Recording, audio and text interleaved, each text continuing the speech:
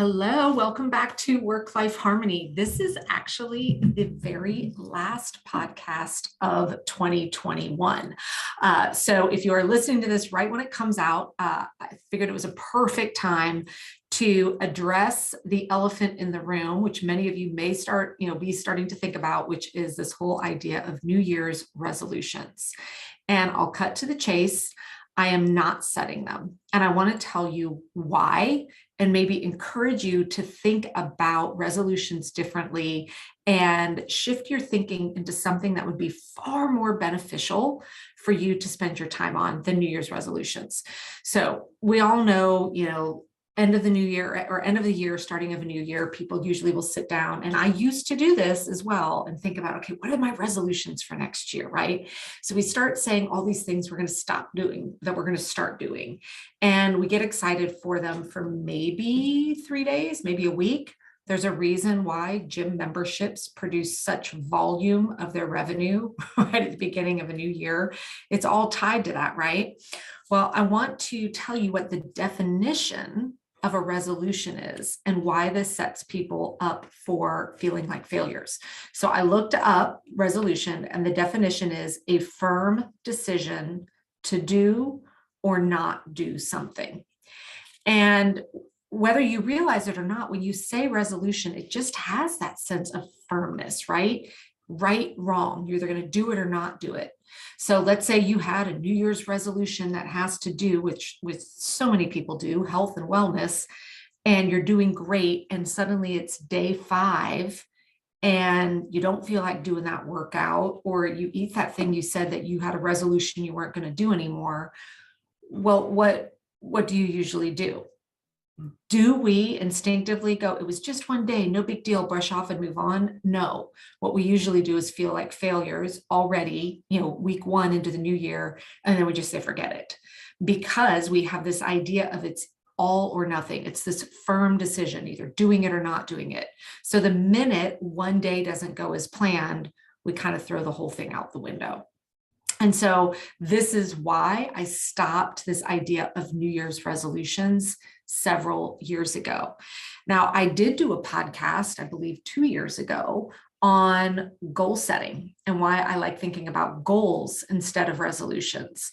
Well, this year I want to extend this one step further and tell you why I'm not focused intently on goal setting either at the start of the year. Now, you may be thinking, Megan, hang on, you talk about goals all the time. I believe in them.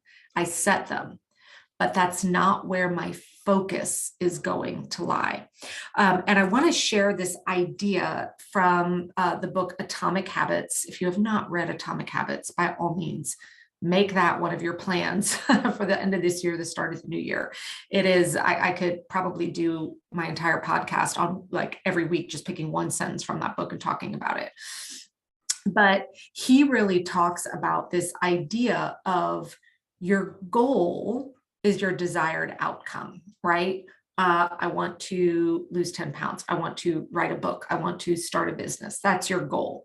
And so a lot of people have moved away from resolutions and into goal setting. I'm a firm believer in goal setting, but he says the goal is your desired outcome, but the system is where you want to spend your focus. The system is, or are, those daily habits that you need to put in place in order to get you to your goal.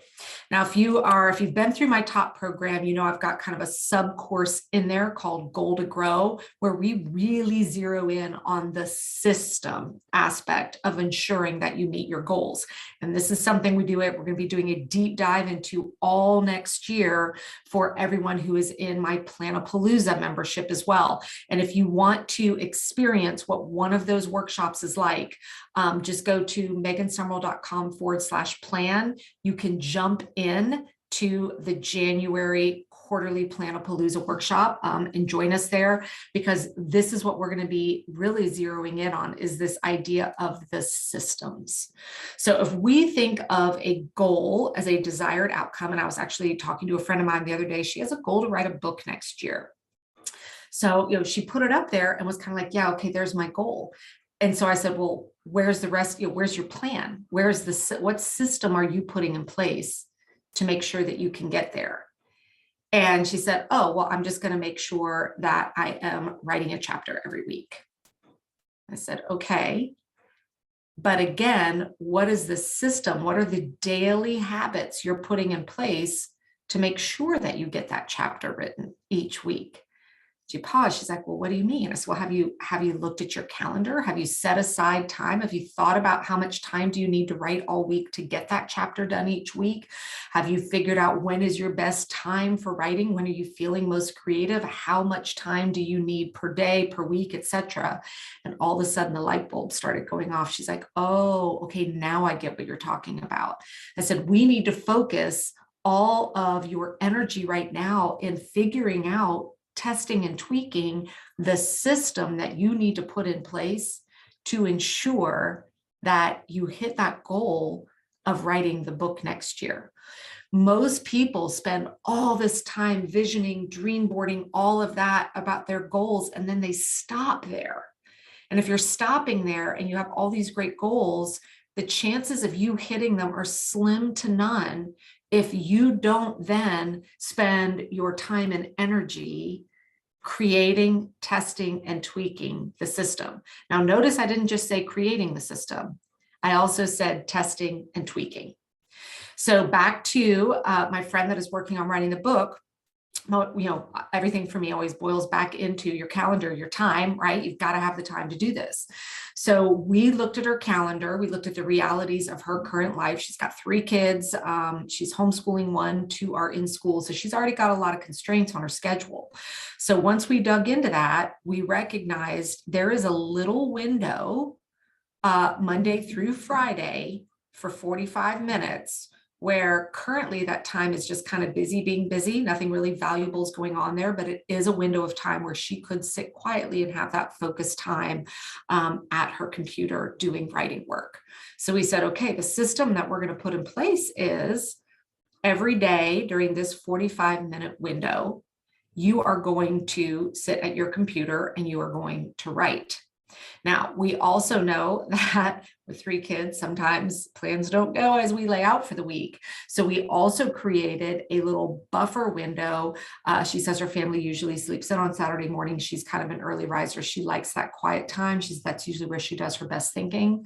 So we said, great, let's also plan for an hour on Saturday morning for you to have that time when everybody's asleep. Plus, that's just an additional hour in case she isn't where she wants to be during the course of the week. Now, the book that she is writing is not, a massive novel. It's more of kind of some stories. So she feels that that's going to be enough time for her to put together what she wants. Also knowing there will be weeks that she will not be able to work either. So now that we've put the system in place, the next step is let's test this out. Let's actually, for 1 week, try out the sitting down at the designated time and writing for 45 minutes. And then at the end of the week, let's come back and say, does this system work? Is it a good one? Did you find that it was consistent? Did you find that that was a good time for you energy-wise to be doing this? Now, if she goes through this first week and discovers, wow, it just felt hard every single day, there was a lot of distractions, etc., are we going to throw the goal out the window? No. We're going to say, okay, let's tweak this system and let's keep chipping away at it until we find the right system. So notice, we're spending 5% of our energy on the goal. We're spending the other 95% on laying out, testing, and tweaking the systems that she is putting in place to ensure that she hits that goal. And every week we're going to go back and say, is this a good system? And if it is, great. If it's not, we're going to dive into that and figure out what do we need to tweak. So as we are wrapping up this year and moving into next year, I would really encourage you, just forget it, just completely throw away this notion of New Year's resolutions. Let's just stop that, because again, we don't need firm decisions to do or not do something. Instead, let's figure out what is a goal that you know you would love to achieve sometime next year, something you want to start, something you want to finish, something you want to change, something you want to get rid of, and start with just one. I guarantee you, everyone's got something in the back of their head. They're like, I'd really like to X this year, whatever that X is for you. That should be quick and easy. Now spend the rest of your energy for this time that we've got, these few days left this year, to really start brainstorming on what systems are you going to put in place for the new year, those daily habits that you know are going to actually help you get there. And if you are so inspired, I would love for you to reach out to me. You just DM me at Megan Summerall and let me know what is that goal you've got. But more importantly, just say, yeah, I've got my system in place, or maybe I need help with that system.